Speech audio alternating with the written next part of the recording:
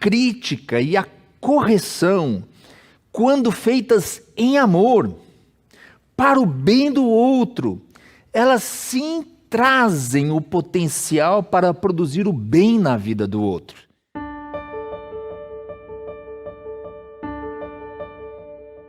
Seguimos hoje com o nosso amigo de caminhada, né? O profeta Jeremias. Nós vamos meditar juntos no capítulo 17. Também vamos olhar para algo que aconteceu 300 anos antes de Jeremias, na história do povo, esperando e orando que os alertas, né, sobre esse pecado que corre solto na terra. Aliás, até alguns às vezes me perguntam, né?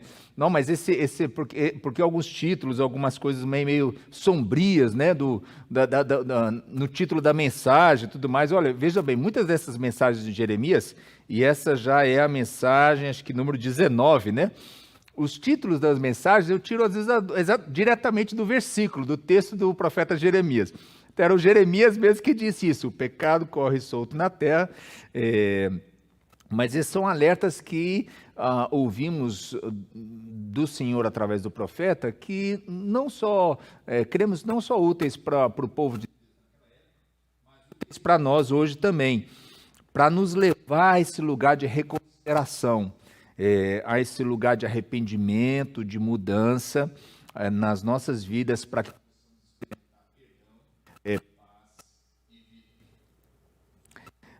vamos ler juntos os primeiros 10 versículos do capítulo 17, tá bom? Então, capítulo 17 de Jeremias, eu vou ler aqui na nova versão transformadora. O pecado de Judá está escrito com cinzel de ferro, gravado com ponta de diamante em seu coração de pedra e nas pontas de seus altares. Até seus filhos adoram nos altares e nos postes dedicados a Azerá, debaixo de toda árvore verdejante e no alto das colinas, nos montes e nos campos. Entregarei todas as suas riquezas, seus tesouros e seus santuários idólatras como despojo para seus inimigos, porque o pecado corre solto na terra. A herança que reservei para vocês lhes escapará por entre os dedos. Farei que seus inimigos os levem como prisioneiros para uma terra estrangeira, pois minha ira se acendeu como fogo e arderá para sempre. Assim diz o Senhor: maldito é quem confia nas pessoas, que se apoia na força humana e afasta o seu coração do Senhor. É como arbusto solitário no deserto, não tem esperança alguma. Habitará em lugares isolados e estéreis, numa terra salgada onde ninguém vive. Feliz é quem confia no Senhor, cuja esperança é o Senhor. É como árvore plantada junto ao rio, com raízes que se estendem até as correntes de água. Não se incomoda com o calor e suas folhas continuam verdes. Não teme os longos meses de seca e nunca deixa de produzir frutos. O coração humano é mais enganoso que qualquer coisa e é extremamente perverso. Quem sabe de fato o quanto é mau? Eu, o Senhor, examino o coração e provo os pensamentos, dou a cada pessoa a devida recompensa de acordo com as suas ações. Vamos orar mais uma vez. Senhor, querido Deus e Pai de amor, nós te agradecemos pela tua palavra, reconhecemos que ela é um tesouro precioso. Assim como foi um tesouro precioso para o povo de Deus no deserto, que ela, através do teu Espírito, seja acolhida por nós como um tesouro precioso para nós hoje. Que nossas vidas, corações, mentes estejam abertos para recebermos tua palavra em nossas vidas e para sermos transformados por aquilo que o Senhor tem para nos dizer na tua palavra hoje. Assim te pedimos em Cristo Jesus. Amém.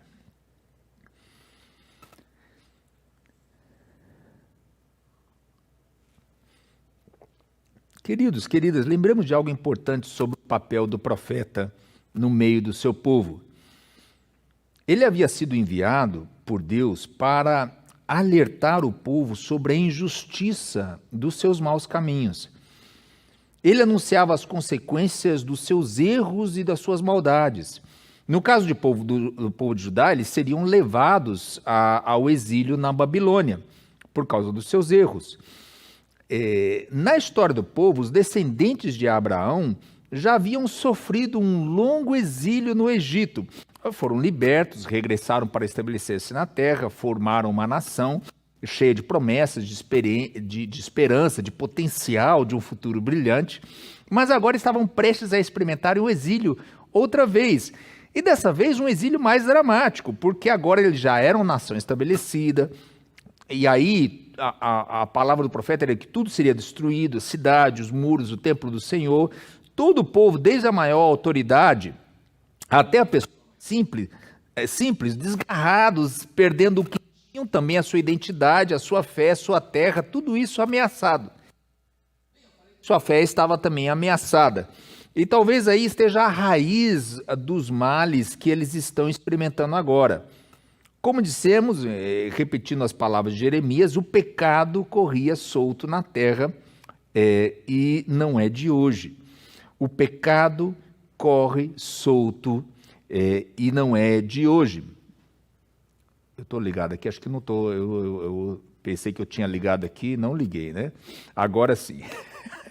Eu não dou vida fácil para o pessoal da equipe de transmissão aqui, né? A turma é toda preciosa, a gente aqui se equivoca aqui. Nessa semana aconteceu algo curioso nas interações com meus amigos de República da época da universidade. Sim, são amigos da universidade, amigos de bastante tempo atrás. Todos esses meus amigos da República com quem eu morava, eles não são de frequentar a igreja. Assim, foi uma surpresa para mim quando um deles, nessa semana, colocou no grupo do WhatsApp que nós temos, dos moradores daquela República estudantil, né? Ele colocou uma situação de Spurgeon, que foi essa daqui. Vamos ver se agora eu consigo fazer funcionar isso daqui. Eu não sei se eu estou conseguindo, viu, pessoal? Mas vamos lá. A citação... Isso, obrigado, me salvaram. E a citação de Spurgeon era essa, né? Spurgeon disse: quando falarem mal de você, não fique chateado, pois você é muito pior do que eles pensam, né? Aí eu comentei no grupo do WhatsApp minha surpresa, né? Que eles estavam citando um pastor batista britânico do século XIX, né? Aí o que postou, né? Isso daí, a citação do Spurgeon, ficou, acho que um pouco sem graça, né? Preocupado. Ele falou assim: talvez não tenha sido ele mesmo quem disse isso, né?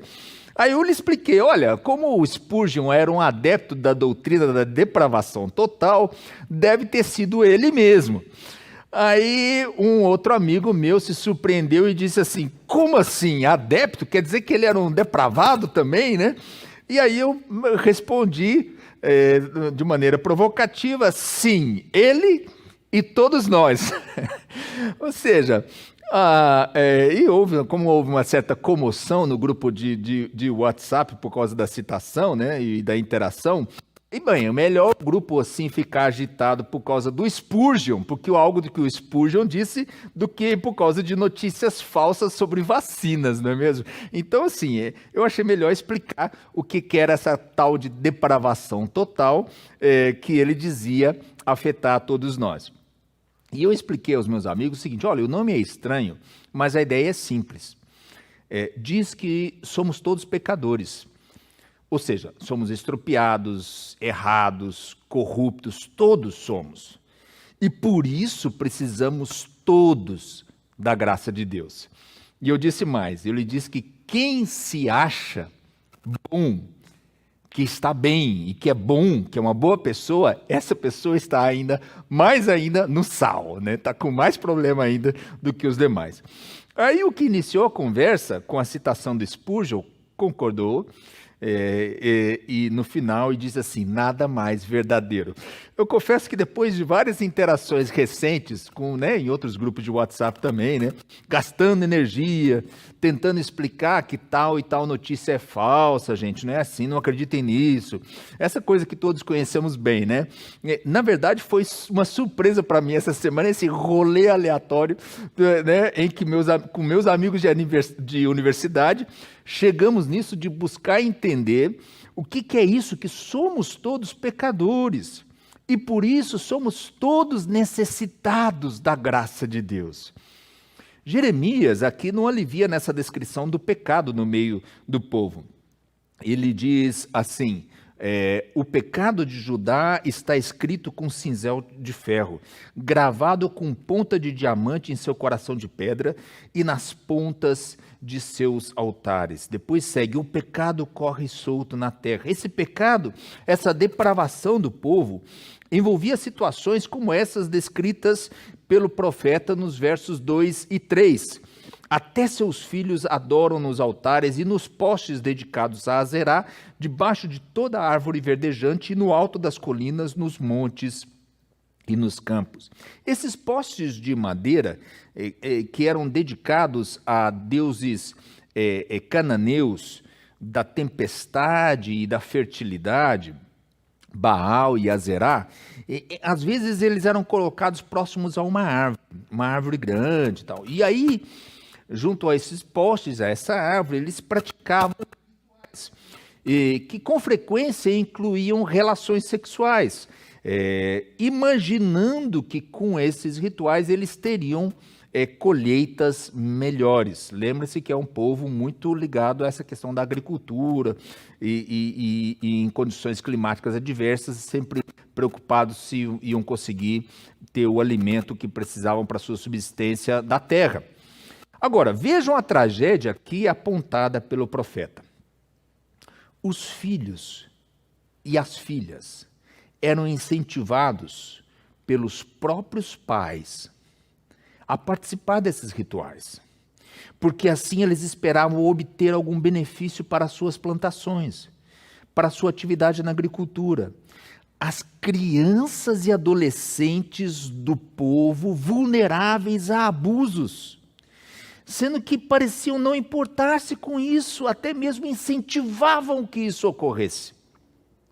Nessas últimas 2 semanas, algumas notícias me deixaram muito triste. Uma veio dos nossos amigos do Ministério Estudantil, como a ABU aqui no Brasil, mas lá da Guatemala. E eles compartilharam essa notícia de que em um país cuja população, preste atenção, é 13 vezes menor que a população do Brasil. 13 vezes menor que a população no Brasil. Mas a notícia foi que durante o primeiro semestre de 2021, o que aconteceu foi que 57.578 crianças e adolescentes ficaram grávidas, sendo que dessas, 54.841 entre 15 e 19 anos, e que tragédia, 2.737 entre 10 e 14 anos, com uma população 13 vezes menor que a do Brasil. E uma tragédia inominável.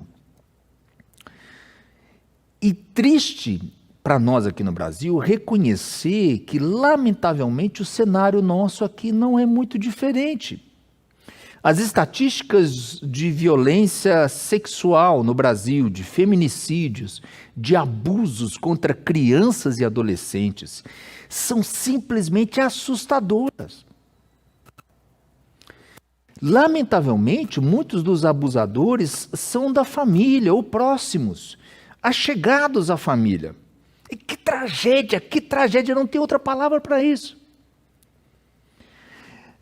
E curioso como que muitas vezes ainda acreditamos em discurso ou imaginando que as maiores ameaças à família viriam de uma suposta doutrinação das crianças e adolescentes nas nossas escolas, quando claramente a maior ameaça, infelizmente, está muito mais perto do que nós imaginamos. Jeremias diz: o pecado corre solto na terra. Como lidar com isso? O que fazer? Jeremias nos dá algumas pistas aqui. A primeira que ele dá nesse capítulo 17 é: não confie em si mesmo. Primeiro, Jeremias nos diz para não confiar em nós mesmos.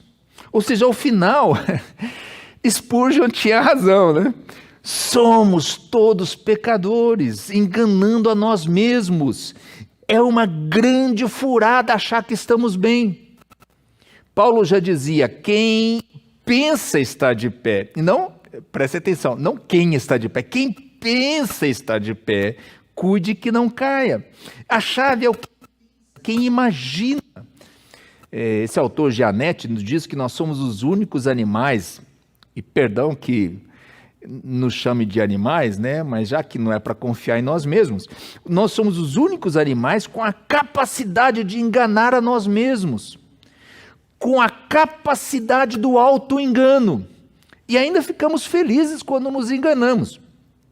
Jeremias afirma assim, Jeremias concorda com Gianetti, né? O coração humano é mais enganoso que qualquer coisa e é extremamente perverso. Quem sabe de fato o quanto é mal? O nosso coração é de fato tão enganoso que vale muito o conselho dado uma vez por esse autor quaker chamado Richard Foster, meu xará aí, né? O Richard. O Richard Foster escreveu vários belos livros sobre espiritualidade. E ele nos diz uma coisa em um desses momentos, desses livros, seus livros, que devemos tomar cuidado com os ambientes ou as reuniões onde apenas recebemos elogios. E aí, questionado sobre o porquê dessa suspeita, ele respondeu assim, que o perigo era que começássemos a acreditar em todas as coisas bonitas que dizem a nosso respeito nessas homenagens que recebemos. Veja bem, eu digo isso com cuidado, porque eu sei, né? Claro, a gente não devemos reconhecer que há muitos ambientes tóxicos, onde há falta de afirmação, onde há escassez de palavras de bênção. E isso pode trazer, sim, grandes malefícios. Talvez o equilíbrio ou o caminho que nós devemos encontrar é que reafirmar que a crítica e a correção, quando feitas em amor, para o bem do outro, elas sim trazem o potencial para produzir o bem na vida do outro. Nós vemos algo sobre isso no livro de Provérbios, quando diz assim, se corrigir o sábio, ele se tornará ainda mais sábio. Ou seja, não confiar em nós mesmos requer uma boa dose de comunidade saudável. Uma comunidade saudável ao nosso redor, de pessoas referentes, de amigos, de amigas que são leais e que nos ajudam a crescer, não passando a mão em nossas cabeças, em nossos erros, mas confrontando-nos em amor, em respeito, para o bem de cada um, para o crescimento de todos. Isso nos leva ao segundo ponto sobre onde depositamos a nossa confiança. Jeremias vai dizer, não ponha a sua confiança no lugar errado. O profeta Jeremias nos alerta outra vez sobre onde é que estamos depositando a nossa confiança. Inclusive, uma das mensagens dessa série já teve como título isso, né? Em que ou em quem você confia? Foi a mensagem número 12 da série. Agora, no capítulo 17, ele volta à carga e diz assim... assim diz o Senhor, maldito é quem confia nas pessoas, que se apoia na força humana e afasta seu coração do Senhor. Jeremias nos diz que esses que põem sua última esperança em outras pessoas são como arbustos solitários no deserto, habitando em lugares isolados e estéreis. O contraste apresentado pelo profeta é com aquele que confia no Senhor e não em homens. Aquele que põe sua última esperança no Senhor nos é apresentado com essa linda figura, bem comum nas Escrituras, de uma árvore plantada junto a correntes, junto a um rio. Feliz é quem confia no Senhor, cuja esperança é o Senhor. É como a árvore plantada junto ao rio, com raízes que se estendem até as correntes de água, não se incomoda com o calor e suas folhas continuam verdes, não teme os longos meses de seca e nunca deixa de produzir frutos. Eu não sei se vocês já tiveram essa experiência de ficarem parados por um tempo, diante de uma grande árvore, admirando a beleza, a potência, a estabilidade, a serenidade de uma árvore frondosa. Se é uma árvore junto a uma corrente de água, a figura então se aproxima ainda mais dessa bela imagem bíblica. Eu me recordo daquele retiro de silêncio que eu tive há alguns anos. Eu sei, aquele cuja história preferida, eu já sei que não é sobre a árvore, né? Que vocês gostam é que quando eu conto que eu corri de alguns touros para salvar minha pele. Mas eu sei que, apesar dessa ser a parte mais divertida, eu lhe conto que houve partes mais preciosas do retiro de silêncio, e uma delas era quando eu conseguia, longe dos touros lá, chegar a um bosque com árvores frondosas. E aí ali eu ficava, bom, era um retiro de silêncio, a árvore não ia me responder nada mesmo, né? Eu tinha que ficar em silêncio, então era só ali, eu e as árvores, a árvore e eu, todo mundo em silêncio e tal. E eu ficava em silêncio admirando aquela força, aquela estabilidade, a serenidade, a beleza de grandes árvores. Eu me lembro de pensar que eu gostaria de ser como aquela árvore, crescendo lentamente, imperceptivelmente, mas crescendo.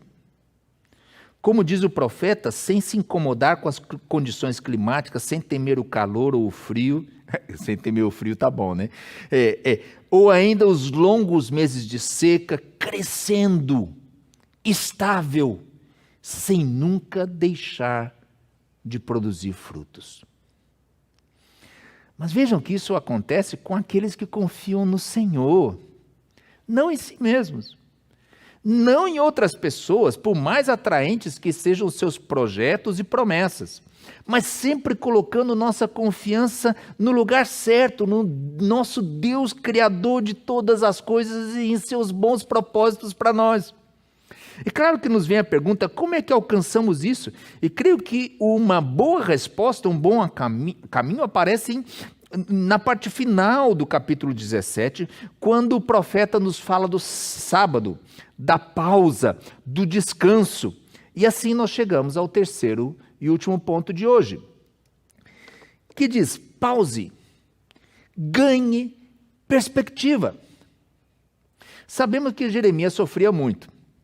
Ele sofria com o sofrimento do povo, por causa do seu pecado, sofria junto com o Senhor, um Deus que sofre e lamenta ao ver os maus caminhos que as pessoas escolhem. E nesse sofrimento junto com Deus, já temos visto nesse livro como o profeta expressa o caráter e o coração de Deus para que cheguemos a conhecer nosso Deus. Jeremias sofre também quando o atacam, porque as coisas supostamente demoram a acontecer. No verso 15 desse capítulo vemos isso. Diz assim, as pessoas zombam de mim e dizem, onde está a mensagem do Senhor? Por que suas profecias não se cumprem? Daí, em meio a esses alertas e a essas zombarias, os ataques das pessoas ao profeta, Jeremias lhes traz um tema que no primeiro momento parece não ter muita relação com o demais. Jeremias lhes diz e lhes alerta que eles deviam então guardar o sábado.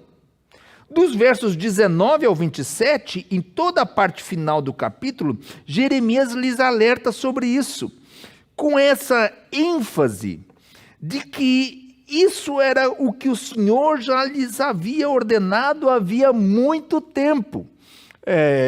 Ele diz assim, não trabalhem no sábado, mas façam dele um dia santo. Foi o que ordenei a seus antepassados, mas eles não deram ouvidos, nem obedeceram, recusaram-se teimosamente a prestar atenção e não aceitaram minha disciplina. Muito poderia ser dito a respeito da disciplina, né, do sábado. Sim, porque requer disciplina, a construção desse hábito em nossas vidas, que é o hábito do pausar, do descansar.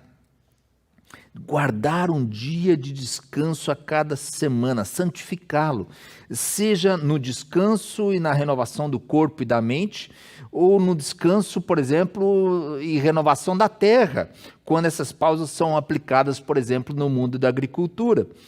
Enfim, sabemos em nossa própria experiência o que acontece quando nos esgotamos, nos queimamos, quanto dano causamos a nós mesmos quando tentamos fazer tudo sem nunca parar, sem nunca pausar, sem nunca descansar.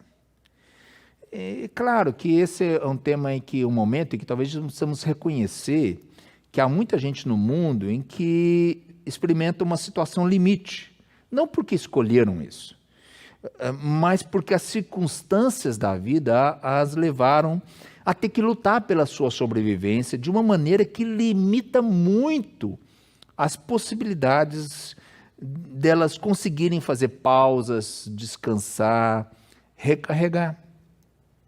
Mas daí já passa a ser um desafio de que sejamos mais solidários com as pessoas ao nosso redor nas suas lutas, que as ajudemos e que elas consigam se ver livres dos sistemas opressores, injustos, que não lhes permitem pausar e descansar na vida. O ponto aqui dessa passagem é que Jeremias nos ajuda a resgatar essa verdade tão importante de que a disciplina da pausa, do descanso, do separar um dia para santificá-lo, nos ajuda de diversas maneiras, e uma delas, importante, é de ganhar perspectiva na vida. Pausar para ganhar perspectiva. Para mim, essa tem sido uma das grandes lições nesses tempos difíceis da pandemia. Quando eu pauso, eu dou um passo atrás, e assim eu ganho o benefício de olhar com mais clareza, uma perspectiva mais ampla. Eu busco olhar tudo o que nós estamos vivendo, então, com outra perspectiva, um outro olhar, uma outra avaliação sobre o que está acontecendo na minha vida, sobre o que está acontecendo ao meu redor, sobre o que está acontecendo no mundo. Deixe-me dar-lhes uns exemplos das próprias Escrituras sobre isso de pausar e de olhar o grande panorama do que está acontecendo e assim buscar aprender algo mais sobre tudo isso e sobre como devemos então viver agora. Lembra-se que um dos alertas do profeta Jeremias foi sobre os postes de Azerá? Pois bem, nessa semana eu estava coincidentemente lendo, nesses momentos de pausa, para ler a Bíblia, meditar na palavra de Deus, eu estava lendo sobre um rei que viveu 300 anos antes de Jeremias. Um rei chamado Asa. Tem aquelas piadinhas da mãe, do rei Asa, enfim, mas isso fica para os acampamentos aí. O rei era chamado Asa. Você pode ler mais sobre esse rei no livro de Crônicas e no livro de Reis. Eu sugiro que você leia sua história nos capítulos 14 a 16 do segundo livro de Crônicas. Segundo livro de Crônicas, se quer uma tarefa para a semana, você lê 14, 15 e 16, você tem um panorama da vida do rei Asa. As histórias dos reis de Judá são fascinantes e elas foram registradas para ensinar, para lembrar, para aprender com o que já passou. Assim, poderiam haver algumas perguntas sobre o rei Asa. Será que foi um bom ou um mau rei? Onde ele colocou sua confiança? No Senhor ou em outro lugar? Ele fez o que era certo? E é inevitável que eu não dê spoilers aqui, ok? Eu sei que vocês vão se animar a ler essa semana, mas eu já aviso que vou dar spoilers. Eles incluem dizer que não há respostas fáceis ou simples sobre o que aconteceu durante os 41 anos em que ele foi rei. Por um lado, parecia que ele fazia o que era certo. Asa fez o que era bom e certo aos olhos do Senhor, seu Deus, removeu os altares estrangeiros e os santuários idólatras, despedaçou as colunas sagradas, derrubou os postes de Azerá.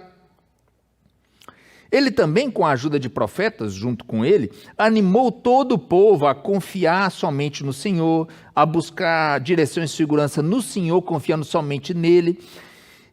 Mas, resumindo a história, mais adiante, ele fez também coisas como ele procurou comprar o apoio do rei da Síria, com recursos, com bens, em meio a conflitos e ameaças de guerra, em lugar de confiar no Senhor.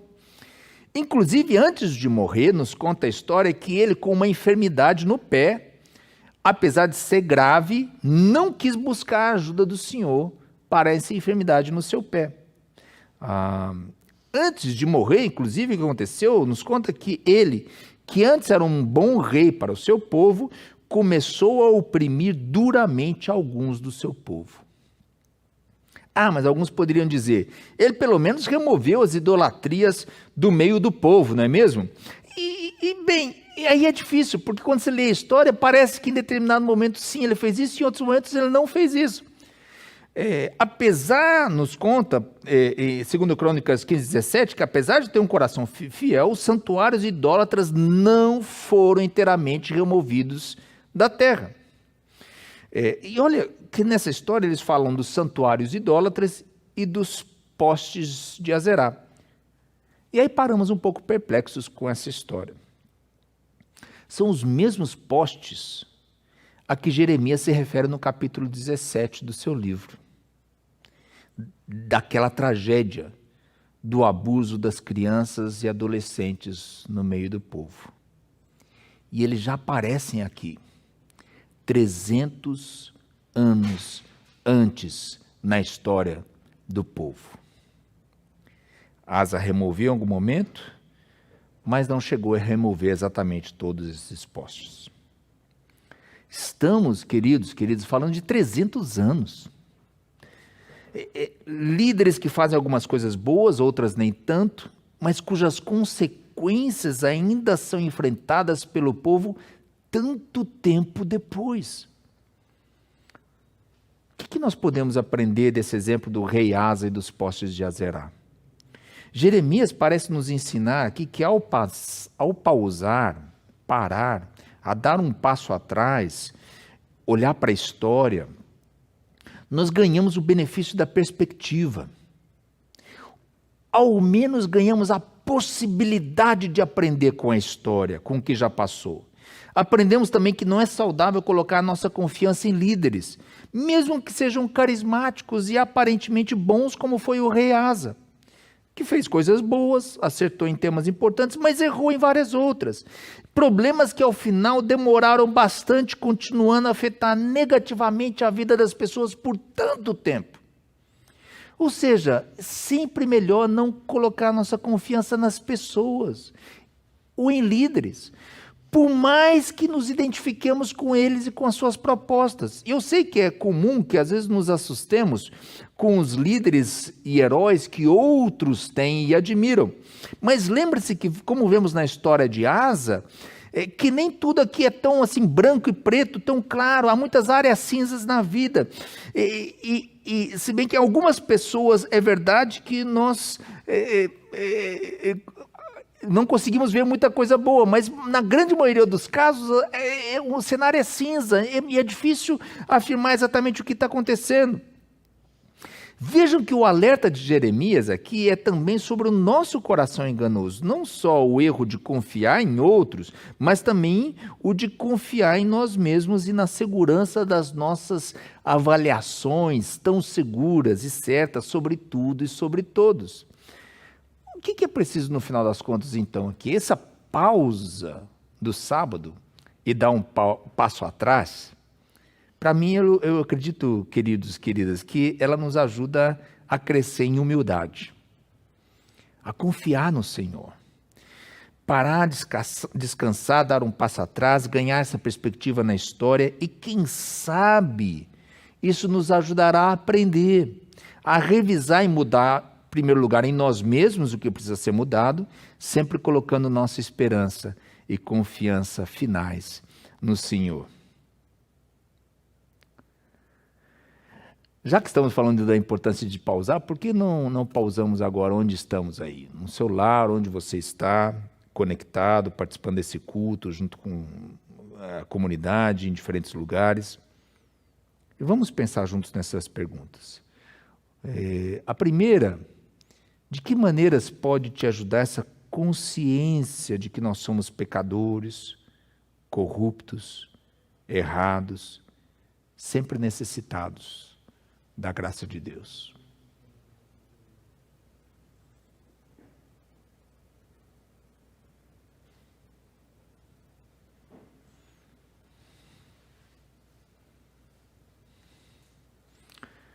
Medite também sobre por que confiar demasiado nas pessoas pode ser algo perigoso.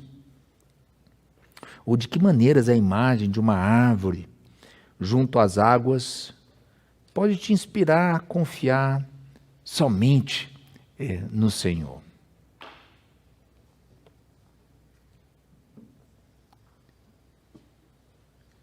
E uma terceira pergunta é como podemos crescer nessa disciplina da pausa, do descanso nas nossas vidas. E aí podemos refletir juntos sobre os benefícios de dar um passo atrás, do pausar e do ganhar perspectiva do que acontece na história e de como a fidelidade a Deus nos abençoa no longo prazo.